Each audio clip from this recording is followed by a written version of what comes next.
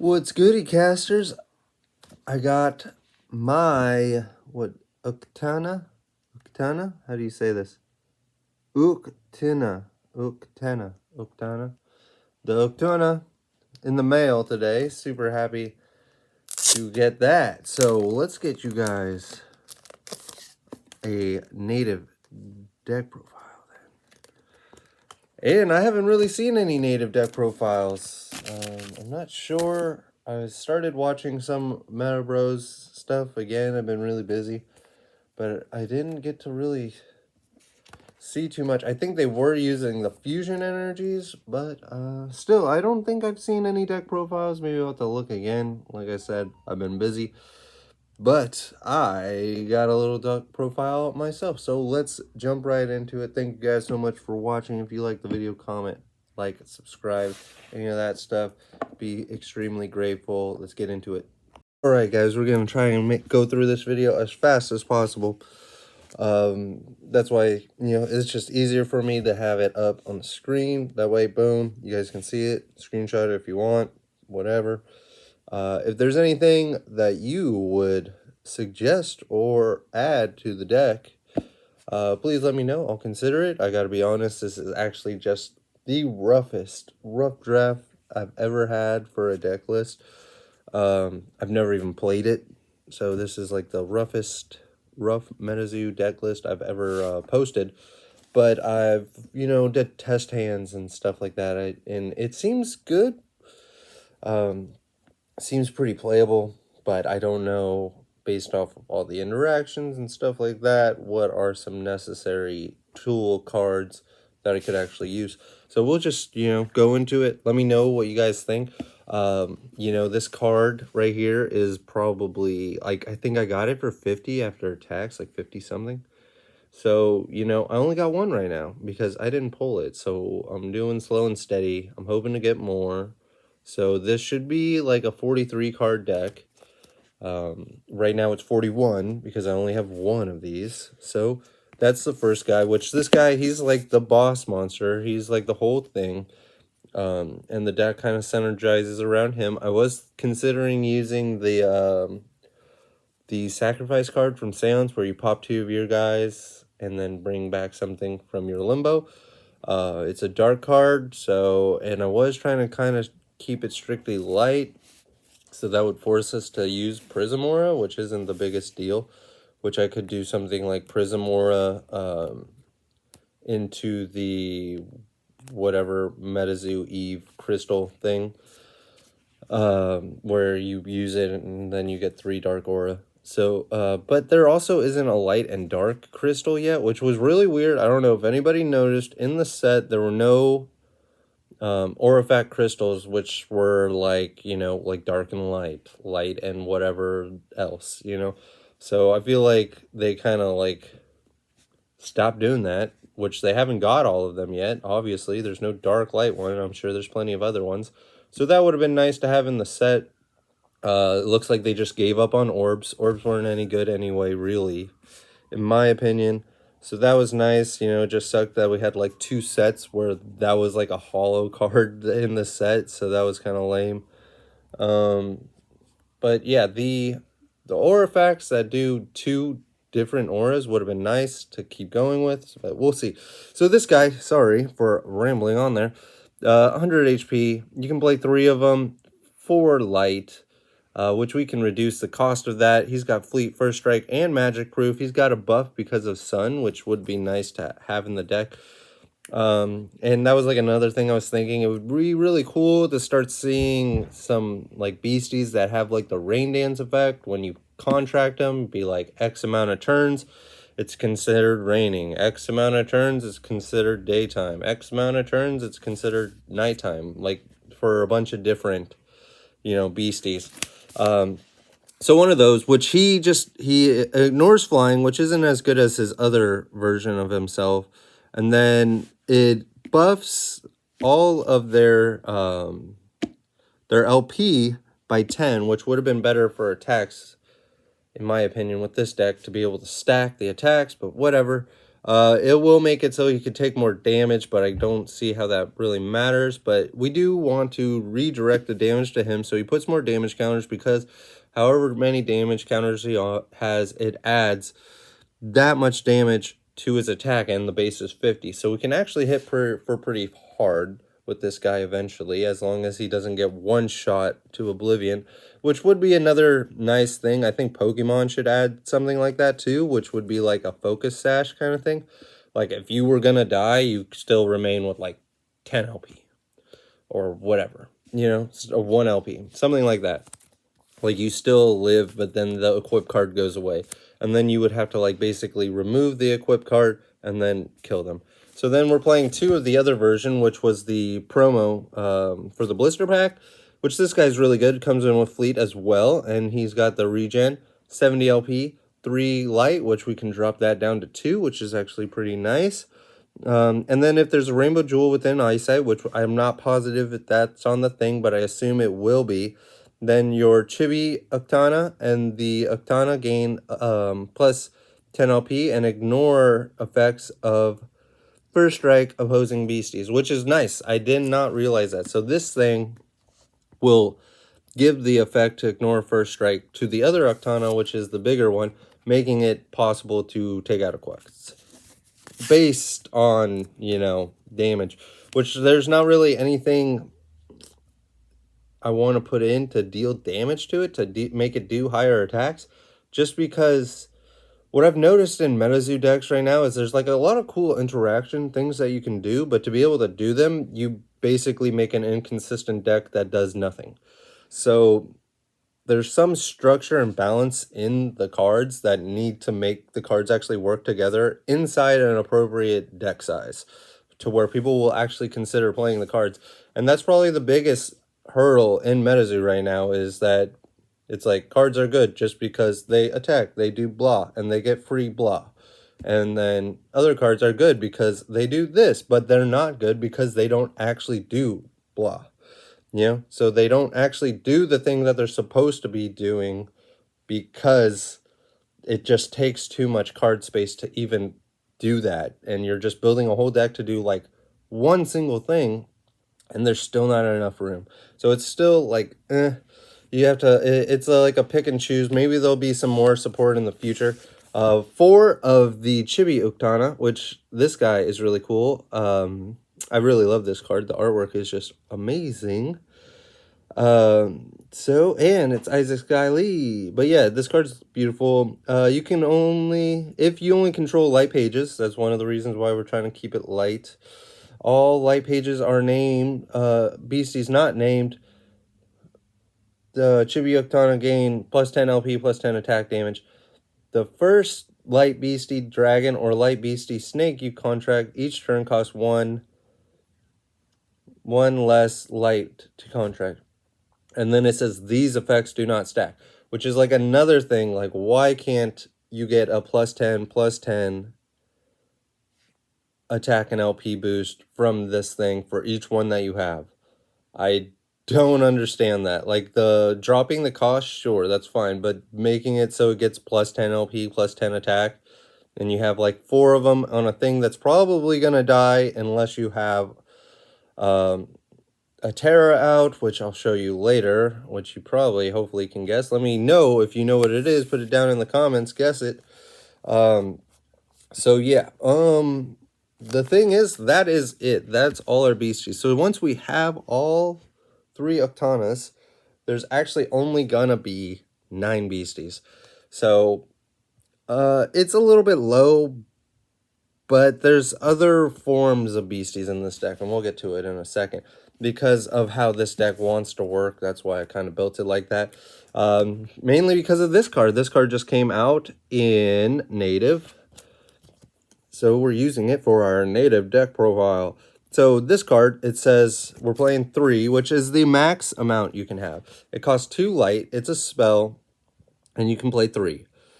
And what it does is destroy an artifact you control with an aura cost of 3 or less. Search your spellbook for an artifact without the equip, and an aura cost of X plus 1 or less, where X is the aura cost of the destroyed artifact. Contract that artifact at no aura cost into the arena fatigued. So what this thing does is it just destroys something, and you get to play an artifact from your deck that is equal or 1 aura cost higher. So the max aura the max artifact cost it could turbo out is a 4-drop. That's the highest that it'll be able to turbo out, which is decent. So this is nice. It keeps it light. This is technically a dampen for the light deck if you're not aware with it. But what it does, which is kind of Light's thing, is it shuffles it back into the deck, which I don't really like. But you do kind of want to try and take games quicker with this deck. That's kind of why there's not a lot of beasties. Like, you don't want to be drawing into a bunch of beasties to just throw them down if they're not going to do anything.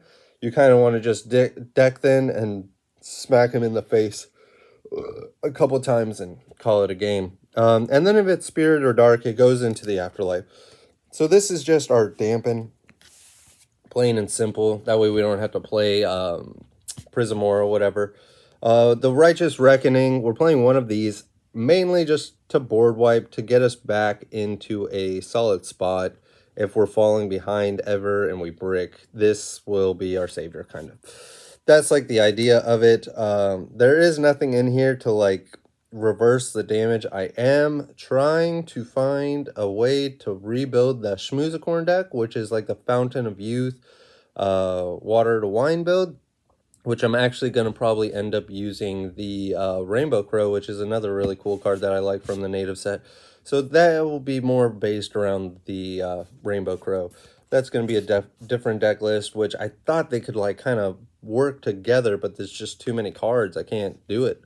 So it's a little frustrating with that. So it actually turns into 2 different decks, which is cool though. And then we're playing this, which is kind of the same thing. These are just our fail-safe, like, if we are starting to look like things aren't that good, you know, we can top deck one of these 2 cards and kind of consider ourselves back in the game if we are playing that terribly, based off of our hand or how well the opponent's doing. And then we're going to just go with the generics, you know, bookmark 2 of those. New Beginnings, just because there's stuff I wouldn't prefer to get rid of, but you want to draw. So yeah, I just prefer not to get rid of stuff. And sometimes there's stuff that's searchable in the deck. So shuffling it back to get it out of the deck later is actually kind of like a card advantage way, because then you're just getting cards in your opening hand that you could have searched out later. So it's kind of good. Just to stop ourselves from being like New Beginning. Maybe if there's like a important power of red or any X situation with a colorless card, this thing's got our back. I really like it. I think it's a very good staple. It's good. We have some fragile cards that we might need for an extra turn to actually help close out the game. So this is here to kind of give us that breather and help make it so they stay alive and we can close out the game. That's the main idea about it. I got the Power Up Red, which is useful. It'll help close out the game. Not the worst thing. But it probably isn't super necessary. If you did want to like cut it, it's probably fine. Now we're going into artifacts, which this is actually kind of an artifact deck. So, well, yeah, you can already see the Chibi Playground because it's in the back, the Wii. So you probably already know what it is. But yeah, that's what I was talking about for the Chibi uktena. It could stay alive with the Chibi Playground. So we got 3 of these things, which these are pretty cool, actually. All right, so you can play 3 of these. It's a 2-drop, 40 LP. It's an artifact. If a white snake figure is within eyesight, pages you control named uktena must be the target of the first attack declared on your opponent's caster's turn. So this is going to be able to help us redirect attacks from our artifacts. They're going to help make it so that our uktenas take damage, making it so that they can hit harder when it's our turn. That's the main idea of it. Then when if it gets destroyed, which makes it a perfect partner with this card. So both of these cards are from native. They both kind of synergize together perfectly. So and this one's destroyed. Search your spellbook for a light beastie dragon or a light beastie snake and place it into your chapter. Target beastie dragon or beastie snake recovers 100 LP. So this makes it so our uktenas regain health if they are like dying. One of the things I thought was really cool, there's like an earth card where you can attach it, which it would have been cool if it was like this card made it so you can do anything, but you can't choose the cards that have attachments, because you can get that card, attach it to one of your opponent's beasties, change their beastie into a snake or dragon, because that's what it does. It attaches and it changes the type of beastie that it is. And then you can do like a water to wine, pop this thing, deal 100 damage to that beastie, and probably just kill it, most likely. If not, you're dealing 100 damage to it with the water of wine, which is a lot of card combos, but that deck is kind of more spell interaction to destroy beasties and deal damage to life points. But again, this thing is really cool. It's going to search out our uktenas, so that's cool. I like it. You could also play a Kanto Dragon if you wanted to in this deck. I just don't see the need to do it, but it could be like if people start playing higher counts of beasties in their deck, it might be a good thing to consider right there. Playing some Akantos, which you can add 4 Akantos to the deck, being 3 of the regular ones from Wilderness and then 1 of the Walmart Wilderness promos. Then we're playing Sam's Backpack. So this is actually a decent one to tag into when you destroy your snake artifact, because this will search out stuff. But you can drop this, and you can, it has fleet, so you can drop it, tag, fatigue it, search backpack, drop it, fatigue, search backpack. So you're just deck thinning the deck. And this also is good later to help protect your Sam artifacts, which we only play one other one right now, but there's possibility to tech in some into the side deck. There's no side deck, like I said, there's no play testing really. It's just test hands that's been done. And then we got the Sam camera, which this is really cool. It comes in with fleet and flash, so we can just copy the biggest threat on the board, or we can also copy like our uktena dragons or snakes, and then we can use the backpack to protect them. And the backpack can actually search these out too. So, but kind of what we want to do is just drop these and then kind of copy our uktenas and smack in the face as many times as possible. That's kind of the strategy there. And then we're playing one of these box things. The camera is also searchable by the field spell, by, I mean, not the spell that destroys artifacts, so you can grab that as well. This is also another one that it's the only way to actually search this unless you hard draw it. So it's a 4-drop though, or no, it's a 3-drop. So you can pop the snake, play this thing, and then this thing kind of just becomes a defender. So it can protect like the backpacks and like how the backpacks are and stuff. And then when it gets destroyed, it creates a token monster, which is going to have 80 LP, Dark Beastie, and 50 attack damage. So it's just another little defender card. We're just playing one of it. It's good. And then we got the Chibi Playground. This will help our Chibi Akanta. Now I forgot. Hold on. Uktena. It'll protect our Chibi Uktena, making it so it won't take damage the first time. It's an eBay one too. See, it's got a little protecting it, making it easier for us to drop our bigger snakes onto the board. So it's good. I kind of would like to play 2. For some weird reason, I'm missing like a ton of Wilderness cards. There's just like a big box of Metazoo cards somewhere, and I can't even find it. So it's a little bit of a struggle. I don't know what happened to it. I gotta do more organizing and stuff. I've been just too busy, so I can't find it, because I know I have probably at least like 6 of these cards, and this is the only one I can find currently right now, but I probably would love to play one more. And then to finish it off, we're just playing 10 light aura. You can adjust the aura count however you want. You can play some artifacts if you want to. They are searchable. The aura effects are searchable off of this spell if you pop something, so you could do that. Then you can try to do like a thing with the 4th of July promo, kind of try to protect your shit, make it so it doesn't get destroyed, and that way you can, you know, kind of progress faster next turn. But right now, that's what I have. Let me know what you guys think. It's kind of an artifact deck with the Uktena dragons, which the Uktena dragons synergize because, excuse me, because they're searchable based off of the horned snake statue.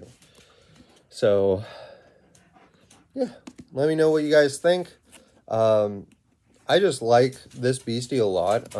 It's one of the ones that I was really excited for. I would love to be able to get my hands on a Wendigo, because I really do want to make like a chibi dark deck with like the chibi witches and the chibi Wendigos and solemn witches, stuff like that. And you know, I think that deck could be a lot of fun. So that's something I would like to get eventually, but right now this is like the guy I've chosen to focus on the most. I just really like the art of it, and ever since I saw it, I think it was